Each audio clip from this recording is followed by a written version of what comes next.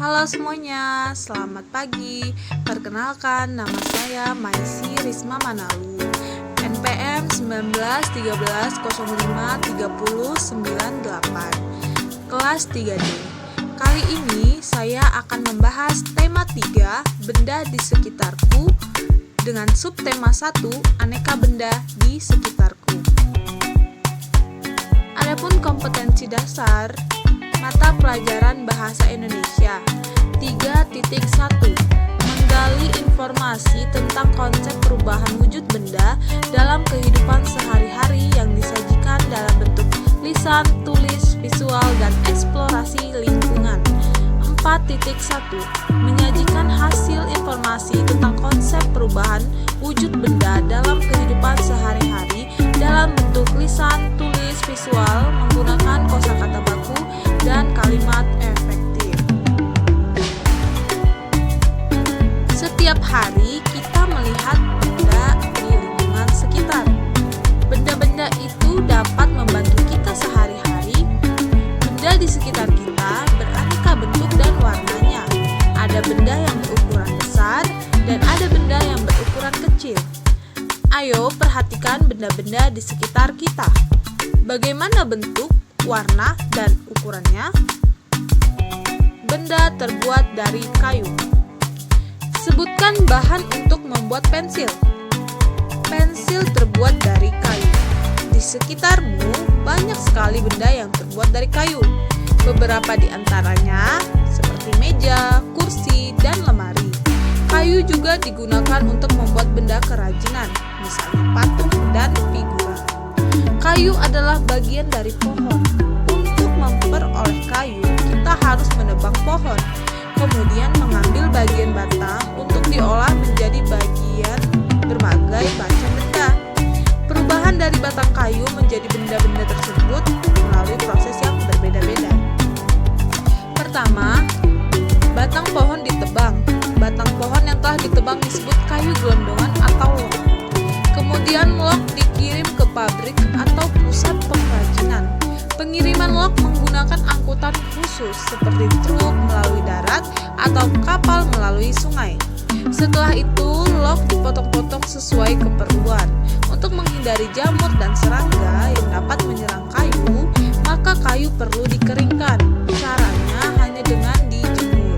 Kayu dijemur sekitar 2 hingga 4 minggu. Setelah dijemur, kayu siap diolah sesuai keperluan. Kayu dapat dipilih menjadi bahan dasar benda. Mengapa? Karena kayu punya banyak keunggulan. Keunggulan kayu adalah mudah dibentuk. Beberapa benda yang terbuat dari kayu jati dapat bertahan sampai puluhan bahkan sampai ratusan tahun. Kelemahan benda berbahan kayu adalah tidak tahan api sehingga mudah terbakar.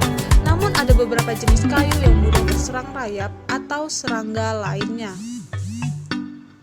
Berdasarkan wacana di atas, jawablah pertanyaan berikut. 1. Berapa lama waktu yang dibutuhkan untuk pengeringan kayu? Jawabannya, waktu yang dibutuhkan untuk pengeringan kayu adalah 2-4 minggu. Nomor 2.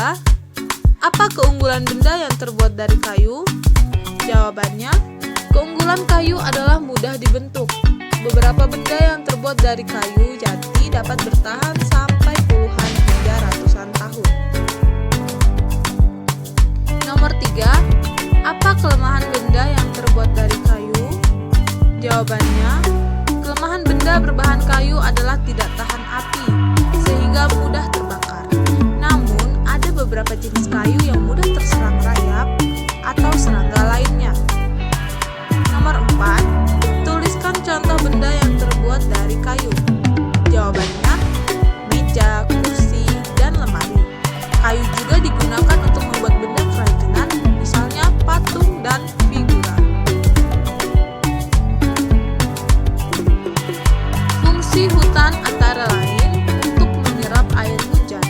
Hutan menyimpan air hujan tersebut dalam jumlah yang banyak. Namun, ketika hutan digunduli, membuat aliran air terganggu. Hal ini menyebabkan air menggenang. Akhirnya, terjadi banjir yang mengalir ke pemukiman penduduk. Kebutuhan Muda dari kayu yang terus meningkat mengakibatkan kebutuhan akan bahan kayu terus meningkat. Setiap tahun banyak pohon yang ditebang untuk mendapatkan kayu. Terkadang ada sekelompok orang yang menebang pohon tanpa izin. Kegiatan ini disebut penebangan liar. Semakin lama jumlah pohon di hutan makin berkurang. Sekarang kita akan melakukan kegiatan menangkap dan melempar bola. Tetapi bola kayu tidak digunakan untuk melempar maupun menangkap bola. Mengapa? Karena bola kayu berat. Kita akan bermain menggunakan bola yang terbuat dari plastik atau kulit sintesis. Bola ini lebih ringan ketika dilempar ataupun ditangkap. Mata pelajaran IPA yang diintegrasikan dengan mata pelajaran yang lain dalam satu kali pembelajaran. Integrasi IPA dalam pembelajaran di SD yaitu menggunakan pembelajaran tematik. Pembelajaran tematik dapat diartikan suatu kegiatan pembelajaran dengan mengintegrasikan materi beberapa mata pelajaran dalam satu tema atau topik pembahasan.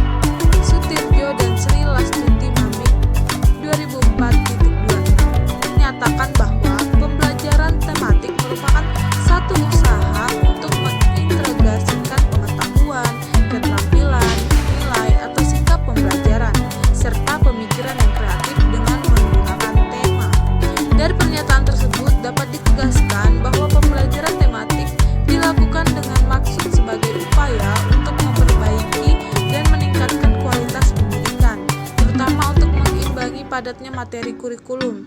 Di samping itu, pembelajaran tematik akan memberi peluang pembelajaran terpadu yang lebih menekankan pada partisipasi atau keterlibatan siswa dalam belajar. Baik, sekian pembahasan tema 3 subtema 1 dari saya. Terima kasih.